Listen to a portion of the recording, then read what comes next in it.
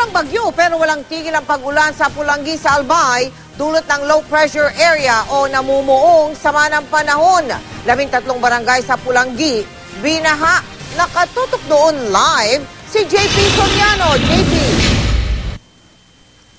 Mel, tama, hanggang sa mga oras na ito nga, Mel, ay umuulan pa rin dito sa Pulangi, Albay at milyong-milyong piso nga ng ari-arian mula sa infrastructure at agriculture ang nawasak dito sa probinsya matapos ang pagbabaha dulot ng sunod-sunod na pag-uulan nitong mga nakaraang araw.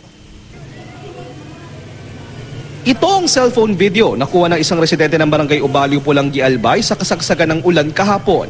Kuhang-kuha niya ang pagkawasak na isang bahagi ng dige at pagbagsak ng barong-barong dahil sa lakas ng rumaragas ang ilog. Nung narinig kong nagsisigawan mga tao, kaya lumabas po ako. Kaya yun, pinokus ko na po yung cellphone ko sa kinunan ko po yung pagkatibag po ng nitong recrap po. Ang ilang tao, makikita pa sa video na kinakapa ang ilog sa pangambang baka raw kasi may nasamang bata o tao.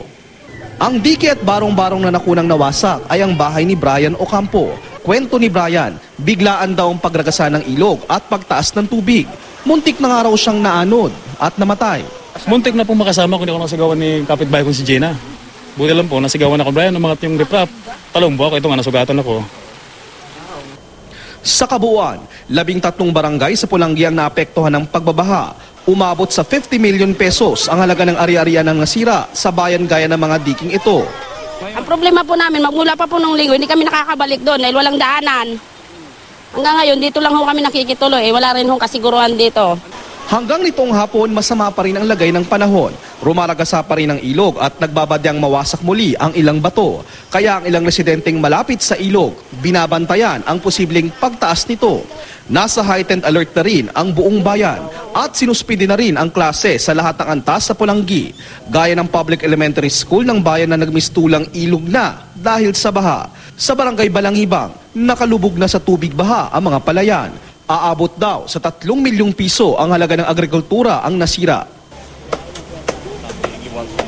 Kaya mga residente at opisyal ng bayan nagtulong-tulong na sa paglalagay ng mga kawayan at sandbags. Wala pa namang pinalilikas pero nakahanda raw ang evacuation centers dahil nagiging catch basin na raw ang kanilang bayan. Kasi po ang Pulangi po, malapit po sa bato, may bato lake po dyan, kumbaga po silted na yung masyado, mababaw na. Pag po yung umapaw, ang catch basin po, bumabaklo po sa bayan namin sa Pulangi. At Mel, dahil nga ganyan ang sitwasyon dito sa Pulangi ay 24 oras na matututok ang otoridad dito sa pag-uulan para matiyak na walang mapapahamak sa kanilang mga residente. At bukod sa Pulangi ay sinuspende rin ng Provincial Office ng Albay ang klase doon sa bayan ng Tabaco kanina dahil din sa pagbabaha at pag-uulan. Pero bukod sa Tabaco at Pulangi ay wala naman daw grabe pang napinsalang bayan dulot ng pag-uulan dito sa probinsya. Mel? JP, sabi nung na-interview mo, biglaan yung pagbaha. Bakit wala bang babala? JP? Mel, meron namang babala mula sa provincial office at meron din naman sila natanggap mula sa Pag-asa. Ang problema, dahil nga raw catch basin yung kanilang probinsya, ay parang every time na may ganito daw sitwasyon ay kumbaga napaghahandaan naman daw nila ito. Isa nga sa magandang balita, Mel, wala namang casualty na naiulat at wala naman nasaktan at wala rin kinailangang evacuate. Pero gayon pa man ay nakatutok pa rin sila para matiyak talagang wala nga talagang problema nga mararanasan sakaling umulan-ulan pa ngayon. Maraming salamat sa iyo, JP Soriano.